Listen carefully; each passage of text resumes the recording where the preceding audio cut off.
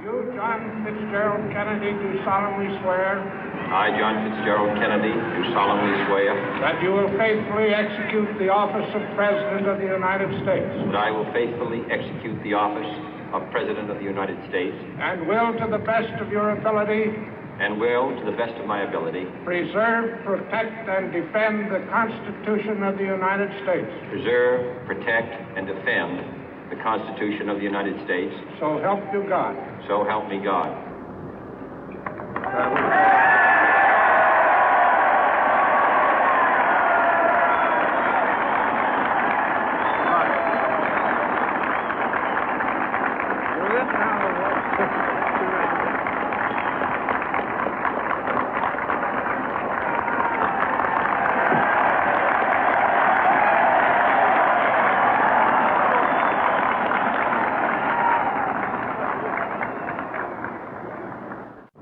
Vice President Johnson, Mr. Speaker, Mr. Chief Justice, President Eisenhower, Vice President Nixon, President Truman, Reverend clergy, fellow citizens.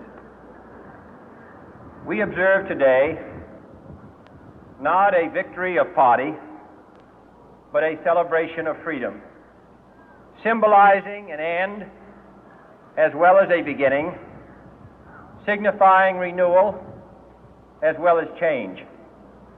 For I have sworn before you and Almighty God the same solemn oath our forebears prescribed nearly a century and 3/4 ago.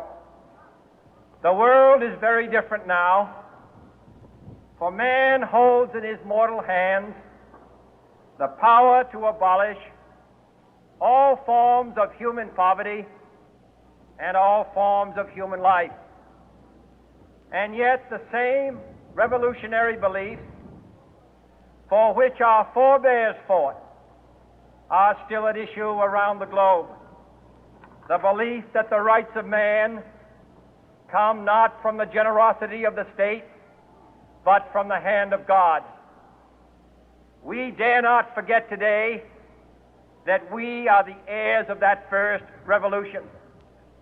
Let the word go forth from this time and place to friend and foe alike that the torch has been passed to a new generation of Americans born in this century, tempered by war, disciplined by a hard and bitter peace, proud of our ancient heritage, and unwilling to witness or permit the slow undoing of those human rights to which this nation has always been committed and to which we are committed today at home and around the world.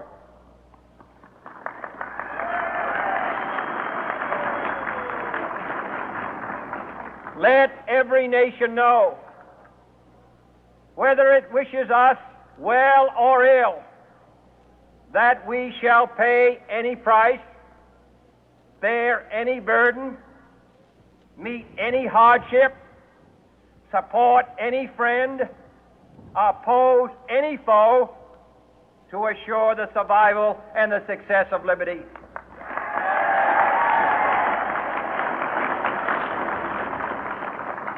This much we pledge and more.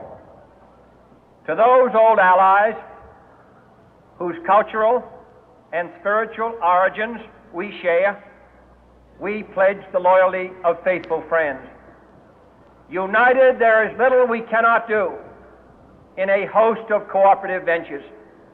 Divided, there is little we can do, for we dare not meet a powerful challenge at odds and split asunder. To those new states whom we welcome to the ranks of the free, we pledge our word that one form of colonial control shall not have passed away, merely to be replaced by a far more iron tyranny. We shall not always expect to find them supporting our view, but we shall always hope to find them strongly supporting their own freedom, and to remember that in the past, those who foolishly sought power by riding the back of the tiger ended up inside.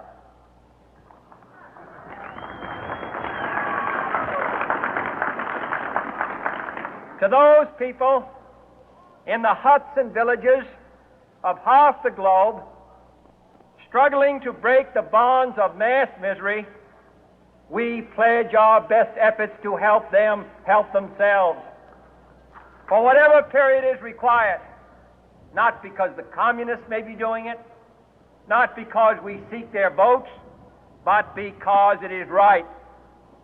If a free society cannot help the many who are poor, it cannot save the few who are rich.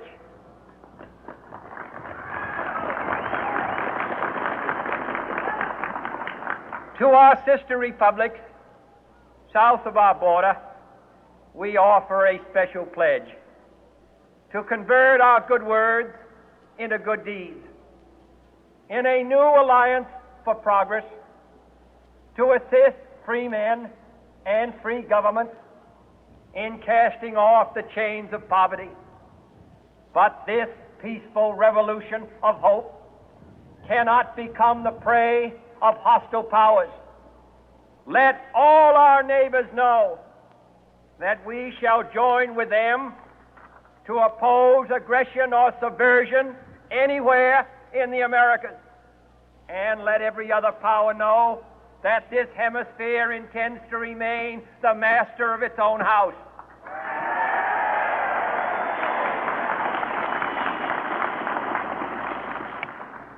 To that World Assembly of Sovereign States, the United Nations, our last best hope, in an age where the instruments of war have far outpaced the instruments of peace, we renew our pledge of support to prevent it from becoming merely a forum for invective, to strengthen its shield of the new and the weak, and to enlarge the area in which its writ may run. Finally, to those nations who would make themselves our adversary, we offer not a pledge, but a request that both sides begin anew the quest for peace.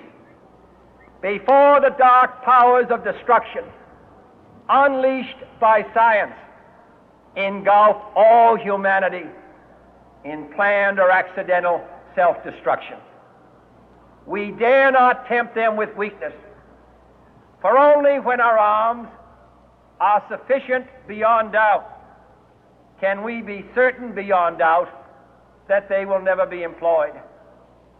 But neither can two great and powerful groups of nations take comfort from our present course, both sides overburdened by the cost of modern weapons, both rightly alarmed by the steady spread of the deadly atom, yet both racing to alter that uncertain balance of terror that stays the hand of mankind's final war. So let us begin anew, remembering on both sides that civility is not a sign of weakness, and sincerity is always subject to proof. Let us never negotiate out of fear, but let us never fear to negotiate.